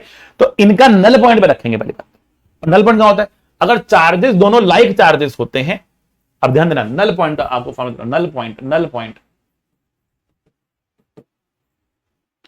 अगर आप क्यू से नल पॉइंट का डिस्टेंस निकालना चाह रहे हैं, एक्स क्यू लिखते हैं, इनके बीच में डिस्टेंस हमने डी ले रखा मान लीजिए, तो हम बोलेंगे root Q into D root Q plus root two Q, तो ये D by root two plus 1 distance आएगा। तो सेंटर सॉरी चार्ज क्यू से जो डिस्टेंस रहेगा वो रहेगा x q, that is d upon में root two plus 1, d upon में रूट टू प्लस 1, समझे? बिल्कुल सही जवाब। तो अब इसको सॉल्व करने का तरीका होता है, हम ऊपर रूट टू माइनस 1 से, नीचे रूट टू माइनस 1 से मल्टीप्लाई डिवाइड कर दें। तो नीचे करेंगे तो बेटा ये कितना आएगा, 2 माइनस 1 कितना होगा, 1 हो गया। तो एस टी वर्मा ने ये आंसर दिया है कि भैया क्यू चार्ज से इतना डिस्टेंस दूर रखना पड़ेगा, ठीक है। नल पॉइंट ढूंढने का तरीका, नल पॉइंट ढूंढने का तरीका, इससे पहले वाले जो लेक्चर था मेरा उसमें भी क्वेश्चन आया था, 11 से 20 वाले के अंदर भी क्वेश्चन आया था, ठीक है ना। और उसमें भी मैंने आपको प्रॉपर सॉल्व भी किया था और फॉर्मूला भी दिया था। अब हम फॉर्मूला डायरेक्ट यूज करने वाले हैं, यहां पर रखना पड़ेगा ताकि पूरा सिस्टम इक्विलिब्रियम में आ जाए, ठीक है ना। अब हमने कहा कितना चार्ज रखोगे कि भैया ये रुका रहे, इस पर नेट फोर्स 0 हो जाए। तो पहली बात तो समझो, ये इसको रिपेल कर रहा इस डायरेक्शन में, this must attract this charge, इसको इसे अट्रैक्ट करना पड़ेगा। तो अट्रैक्ट करने के लिए नेगेटिव होना चाहिए, तो यहां जो चार्ज रखा जाएगा ना वो अनलाइक होना चाहिए, अनलाइक होना चाहिए। अगर ये क्यू और ये क्यू क्यू मतलब लाइक है, दोनों पॉजिटिव हैं, तो ये नेगेटिव होगा, दोनों नेगेटिव होंगे तो ये पॉजिटिव होगा, अनलाइक चार्ज आएगा, पहली बात तो यहां पे। दूसरी बात, ये इसे किस फोर्स से रिपेल करेगा, ये रिपेल कर रहा है K Q two Q upon में डी स्क्वायर से। ये इसे किस फोर्स से अट्रैक्ट करेगा, इसके द्वारा अट्रैक्ट किया गया फोर्स मान लिया एफ है, दोनों बराबर होने चाहिए, दोनों बराबर होने चाहिए, ठीक है ना, दोनों बराबर होने चाहिए। तो हमने कहा कि देखो भैया जो एफ फोर्स है वो है के क्यू क्यू अपॉन में एक्स क्यू का स्क्वायर, एक्स क्यू डिस्टेंस है ना, एक्स क्यू है ना, तो एक्स क्यू देना पड़ेगा, डी अपॉन में रूट टू माइनस 1 है, रूट टू माइनस 1 है, इसका स्क्वायर करना पड़ेगा, इसका स्क्वायर करना पड़ेगा। आई बात समझ में आपको? तो ये कितना फोर्स है, तो के क्यू स्क्वायर अपॉन में इस डिस्टेंस का स्क्वायर एक तरीके से, ठीक है ना। और रिपेल कर रहा है उसे कितने फोर्स से, ये वाला चार्ज कितने फोर्स से रिपेल कर रहा है, वो है K Q two Q divide by D square, divide by D square, ये आ गया हमारे पास। तो के कटा क्यू कटा, के कटा क्यू कटा, क्लियर। डी स्क्वायर से डी स्क्वायर हट गया, बहुत अच्छी बात है। तो यहां पर क्यू की वैल्यू मुझे मिल रही है 2 Q under root of root two minus 1 का स्क्वायर, ठीक है बच्चों। और नेगेटिव लगा देना एक आगे, क्योंकि हमें माइनस क्यू चार्ज चाहिए, माइनस क्यू चार्ज चाहिए, ठीक है ना। तो सॉल्व करते हैं बेटा, तो कितना आएगा, minus 2 Q 2 plus 1 minus 2 root two, अंदर अगर मल्टीप्लाई करते हैं इसको तो 3 से 2 से मल्टीप्लाई करते हैं, या इसको बाहर रखते हैं, आंसर चेक करते हैं कितना आ रहा है, या आप चाहो तो इसमें से और नहीं 2 को नहीं निकाल सकते, 3 माइनस 2 रूट, ठीक है। तो ये कह रहा है कि चार्ज जो रखना पड़ेगा, क्वेश्चन नंबर जो हमारे पास है 27, उसका आंसर है -6 minus 4 root two, 6 minus 4 root two into Q, बिल्कुल सही जवाब आ रहा, minus Q 6 minus 4 root two is the correct answer given by the SC Verma, बिल्कुल सही आंसर हमारा ये आ चुका है, ठीक है। अब आप चाहो तो इसका भी डायरेक्ट फॉर्मूला याद कर सकते हो, आप कह सकते हो जो चार्ज क्यों रखा जाएगा ना उसकी वैल्यू होगी Q1 Q2 divide by root Q1 minus root Q1 plus root Q2 का स्क्वायर, डायरेक्ट आप याद कर सकते हो, कोई टेंशन नहीं है, ठीक है ना। फर्क कितना है, जब दोनों पॉजिटिव होंगे या नेगेटिव होंगे, लाइक होंगे तो नीचे प्लस आएगा, अनलाइक होंगे नीचे माइनस आ जाएगा, अनलाइक नीचे माइनस आ जाएगा, ये मैग्नीट्यूड आएगा आपके पास, this is the magnitude. Charge का जो साइन होगा वो आपको रख के देखना पड़ेगा कि कैसा साइन आने वाला है, ठीक है ना। लाइक दोनों लाइक चार्जेस है तो यहाँ पे अनलाइक चार्ज आ जाएगा, इतनी बार मैंने, ठीक है ना। तो अब यहां पर वैल्यू पुट करेंगे, सॉल्व करेंगे, विल गेट द आंसर, समझ गया आपको? ओके, अगले क्वेश्चन पे बढ़ते हैं। Two identically charge particles are fastened to the two ends of a spring constant 100 आपको एक स्प्रिंग दे रखा है, स्प्रिंग कांस्टेंट आपके पास है कितना, 100 न्यूटन पर मीटर, एंड नेचुरल लेंथ इसकी है कितनी, 10 सेंटीमीटर, 0.1 मीटर है। अब एक चार्ज पार्टिकल यहां लिया, एक चार्ज पार्टिकल यहां ले लिया, ठीक है ना। ऑब्वियसली रिपेल करेंगे, system rest on a smooth table if the charge on each particle is this 2 × 10⁻⁻8 coulomb है। एचसी वर्मा का फेवरेट चार्ज 2 × 10⁻⁸ कूलम है, ठीक है ना। Find the extension in the length of the spring, assume that the extension is small as compared to the natural length of the natural length, justify this assumption after you solve the problem, ठीक है ना। तो हम ये कह रहे हैं कि जब इसने इलोंगेशन करी है तो इलोंगेशन कोई बहुत ज्यादा नहीं है ये कह रहा है, बट कितना इलोंगेशन होगा ये निकालने के लिए कह रहा है, कितना इलोंगेशन होगा ये निकालने के लिए कह रहा है, ठीक है ना। अब यहां पर दो चीजें हैं, क्या है, हम ये कह रहे हैं कि वहां पे जाके रुक गया, मैक्सिमम इलोंगेशन पे जाके ये रुक गया, या फिर ये ऐसे ऐसे ऐसे ऐसे ऐसे ऐसे ऑसिलेट कर रहा। अगर आप इसकी ऑसिलेशन की चर्चा करोगे तो आप एनर्जी कंजर्वेशन में जाओगे, अगर वहां पे जाके रुक गया तो फिर आप फोर्स पे जाओगे, ठीक है। इसने यहां पर ऐसा कुछ भी नहीं कहा कि हम रेस्ट से छोड़ रहे हैं, ये हो रहा है वो हो रहा है, तो मैं मान के चल रहा हूं कि ये ऑसिलेशंस की चर्चा नहीं कर रहा है, लेकिन वहां पे जाकर रुक रहा है, तो मैं फोर्स बैलेंस करने वाला हूं। पहले आंसर मैच नहीं करेगा तो फिर हमें भैया एक बार एनर्जी कंजर्व करके देखना पड़ेगा। ये क्वेश्चन की लैंग्वेज की क्लैरिटी में कमी होने के कारण हमें करना पड़ रहा है, ठीक। तो यहां पर जो फोर्स अगर वो कितना है कि क्या बोलते हैं, extension in the length of the spring पूछ रहा है, ठीक है, K Q square divide by L plus x का स्क्वायर। अब इसमें इलोंगेशन मैंने मान लिया कि कितनी होगी, एक्स हो गई, तो लेंथ कितना हो गया इसका, ये हो चुका। तो स्प्रिंग इस पे फोर्स लगा हुआ के x, spring force will be के एक्स, दोनों फोर्स एक दूसरे को बैलेंस कर लेंगे, तो हम क्या बोलेंगे इसको, के क्यू स्क्वायर अपॉन में एल प्लस एक्स का स्क्वायर इज बराबर के एक्स, ठीक है। अब ध्यान रखना ये के अलग है, ये के अलग है, दोनों के अलग है, ठीक है ना, दोनों के अलग अलग है, ध्यान रखना इस बात को। अच्छा जी, सॉल्व करें इसकी वैल्यू को, एक्स निकालना है हमको, यहां पर एक्स निकाले कैसे भैया, यहां पर एल प्लस एक्स आ रहा, वहां पे एक्स आ रहा, बड़ा गंदा सा वैल्यू बन रही है। पर ये कह रहा कि जो एक्स है वो एल के सामने बहुत छोटा है, जो एक्स है वो एल के सामने बहुत छोटा है, तो अगर मैं इसको निगलेक्ट कर दूं, इस वाले एक्स को निगलेक्ट कर दूं और तब एक्स की वैल्यू निकालने की कोशिश करूं, तो एक्स की वैल्यू कितनी आ रही है, तो के है 9 × 10⁻⁹, क्यू आ रहा है आपके सामने, क्यू आ रहा है आपके सामने 2 × 10⁻⁸ का स्क्वायर, और एल हमारे पास कितना है, एल हमारे पास कितना है, एल हमारे पास है 0.1 मीटर, और स्प्रिंग कांस्टेंट कितना है, 100 हमारे पास है। सॉल्व करते हैं, तो बेटा नीचे तो 1 आ गया, ऊपर आया 9 × 4 × 10⁻⁹ तो ये आ रहा है 36 × 10⁻⁷ मीटर। इसको अगर हम सेंटीमीटर में लेके जाएं तो यहां पर 2 जीरो कम हो जाएगा, 10⁻⁵ हो जाएगा, और एक वहां पे लेके जाए तो 3.6 × 10⁻⁴ सेंटीमीटर हमारा आंसर आ रहा है। पहले आंसर मैच करते हैं, बिल्कुल सही जवाब, बिल्कुल सही जवाब। तो आप देख सकते हैं हमारा जो x की वैल्यू आ रही है वो है 3.6 × 10⁻⁴ सेंटीमीटर, जहां पर की इसकी लेंथ है 10 सेंटीमीटर, 10 सेंटीमीटर। तो अब कह रहा है कि भैया बताओ क्या 10 सेंटीमीटर के सामने ये बहुत छोटा है कि नहीं है, बहुत छोटा है, जस्टिफाई हो गया कि बहुत छोटा है, ठीक है, यही कह रहा है। बस जस्टिफाई कैसे करोगे, यही करोगे बहुत छोटा है और क्या, ठीक है ना।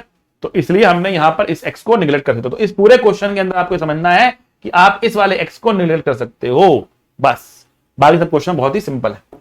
चलो 29 कह रहा है, a particle A having a charge this is held fixed on a horizontal table. तो एक चार्ज लिया, ए इसका नाम है, चार्ज है 2 × 10⁻⁻6, टेबल पर रखा है।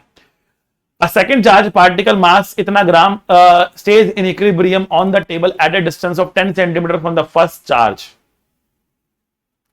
ठीक है भैया, कहता है कि एक दूसरा चार्ज पार्टिकल है बी, 80 ग्राम है इसका मास, तो एक इस पर वेट लगेगा mg, एक इस पर नॉर्मल लगेगा, ठीक है ना, ये इसको रिपेल करेगा, इस पर एक फ्रिक्शन लगेगा, ठीक है। It stays in the equilibrium on the table of at a distance of 10 centimeter। आपको डिस्टेंस दे रखा है 10 centimetre from the first charge। The coefficient of friction between the table and this second particle is 0.2। आपको mu दे रखा है 0.2, तो ये 0.2 into normal reaction हो गया। Find the range within the charge within which the charge of this second particle may lie। है, find the range within which the charge of this second particle may lie। अच्छा, range बतानी है कहां से कहां तक इसका चार्ज जो है हो सकता है, इसमें कितना चार्ज हो सकता है, ठीक है ना। तो हम मैक्सिमम वैल्यू निकाल लेते हैं इसके चार्ज की, उतना पॉजिटिव या उतना नेगेटिव हो सकता है, कोई टेंशन वाली बात नहीं है। मैक्सिमम के लिए यहां पर, मैक्सिमम के लिए यहां पर जो फोर्स लगेगा वो लिमिटिंग हो जाएगा, मैंने पहले लिमिटिंग ले रखा है, टेंशन वाली बात ही नहीं हुई, ठीक है ना। तो हमने कहा कि भाई कितना फोर्स लगा रहा है, इससे वो लगा रहा है के 9 × 10⁻⁹। Q1 कितना है 2 इंटू 10⁻⁻6, Q2 कितना है Q max divide by R square मतलब 0.1 का स्क्वायर।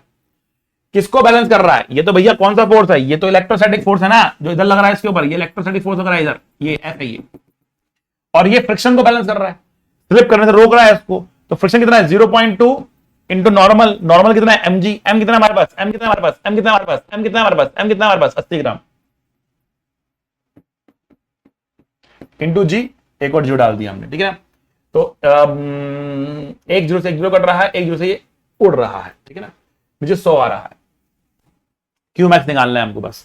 तो क्यू मैक्स की जो वैल्यू मुझे दिख रही है यहाँ पर, Q max is equal to, ये 2 से 2 कट गया, क्यू मैक्स की वैल्यू मिल रही है यहाँ पर 8, ये 0.1 का स्क्वायर वहां पे गया, 10⁻⁻2 गया वहां पे, नीचे हमारे पास 10⁻2 है, ये 9 नीचे आ रहा है, और ये 9 और 6 और हम काटेंगे 10⁻3 बच रहा है, ये आ गया, ठीक है। तो ये कितना आ रहा है 8/9, 8/9 10⁻5 ऊपर जाके 10⁻7 बन रहा है, 8/9 कितना होता है, सो 8/9 करिए तो 9 8 72, 8.8 समथिंग ही हो रहा है ये, इंटू 10⁻7 10⁻8 हो जाएगा, क्योंकि 8.8 सबके लिया हमने। So 8.8 10⁻8, पहले आंसर चेक करते हैं अपना फटाफट। 8.7 10⁻8, बिल्कुल ठीक। 8.7 कहा मैंने, 8.8 निकाला, लगभग एक ही बात है, कौन सा डिफरेंस आ रहा है, ठीक है ना। जी को 9.8 ले जाऊंगा, मैंने जी को 10 ले रखा है, इतना फर्क है बस, ठीक है ना। सो क्यू मैक्स की जो वैल्यू आ रही है वो प्लस माइनस यहां तक आ जाएगी।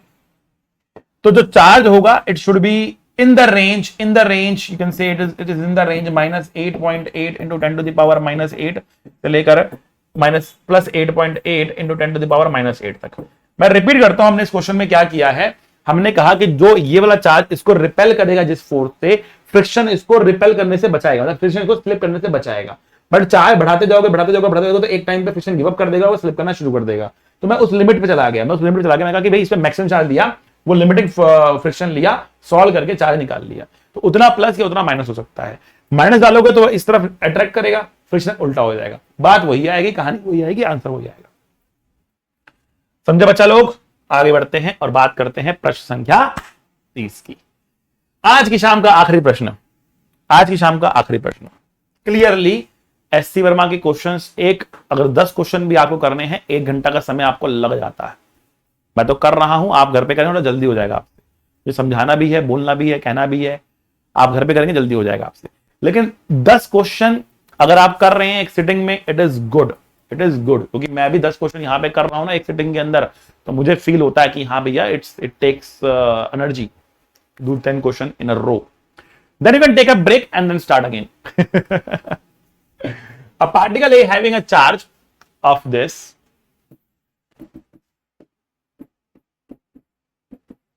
and mass of 100 gram is placed at the bottom of a smooth inclined plane of inclination 30 degree. ठीक है ना? It's placed on an inclined plane at an angle 30 degree. Is placed at the bottom of a smooth inclined plane. Is placed at the bottom में रखा है इसको, bottom of a smooth inclined plane. Where should another particle B, this is A, where should another particle B having the same charge and mass be placed on the inclined plane so that it may remain in equilibrium?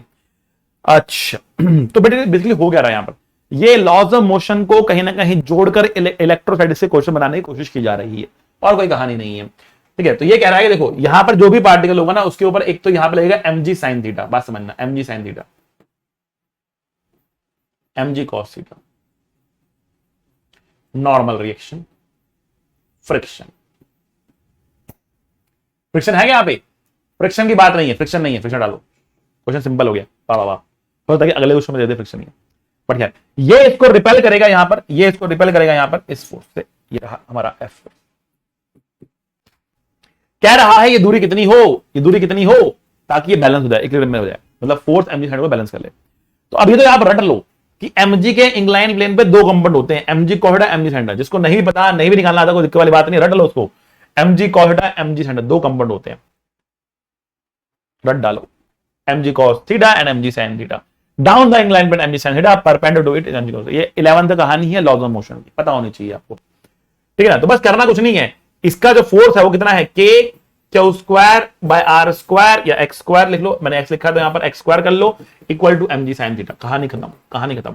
आपको x निकालना, तो x square की value हो जाएगी k q square by mg sin theta, and फिर हम यहां से स्क्वायर हटाकर यहां पर लगा देंगे होल अंडर रूट। तो 9 into 10 to the power 9, charge कितना है 2 into 10 to the power -6 square. m कितना है हमारे पास, m है 100 ग्राम, 100 ग्राम का मतलब 100/1000 इंटू जी 10 हो गया, इंटू साइन थीटा, साइन 30 होता है बेटा 1/2 होल अंडर रूट। 1000 से बेटा 1000 कट गया, ये 2 जाएगा ऊपर, तो 2 2 4 2 8 8 निम्मा 72, या 9 तो बाहर निकाल लो, और 8 ऊपर चला गया, 8 अभी रूट में लगता है, कोई दिक्कत वाली बात नहीं है, इंटू 10 टू द पावर कितनी है 6 तो नहीं 12, 12 में से 9 गया कितना, 10 की पावर 3 आ गया, -3 आ गया 10 की पावर। ठीक है भैया, 2 4 2 8 8 रखा है, 3 बाहर गई। तो इस 8 में से भी बेटा एक हम 4 बाहर निकाल सकते, तो 6 √2 इंटू 10 टू द पावर -3 हो गया।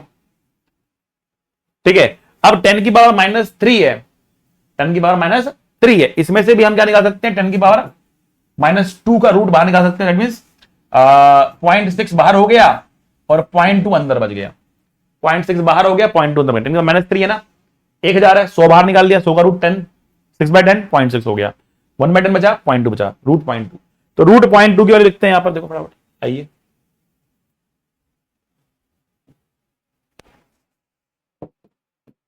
तो रूट 0.2 होता है 0.447, 0.447, इसको मल्टीप्लाई करते हैं बेटा हम 0.6 से, 0.6 से कितना आ रहा है, ये आ रहा है 0.268, 0.268, 0.268, 0.268, 27 सेंटीमीटर फ्रॉम द बॉटम, आप देख सकते हो 26.8 सेंटीमीटर या 27 सेंटीमीटर फ्रॉम द बॉटम हमारा आंसर आ रहा है। ठीक है ना, 27 सेंटीमीटर आंसर यहां पर आ रहा है। इस तरीके से बेटा इस क्वेश्चन को कर देना है सॉल्व, बिल्कुल सिंपल क्वेश्चन।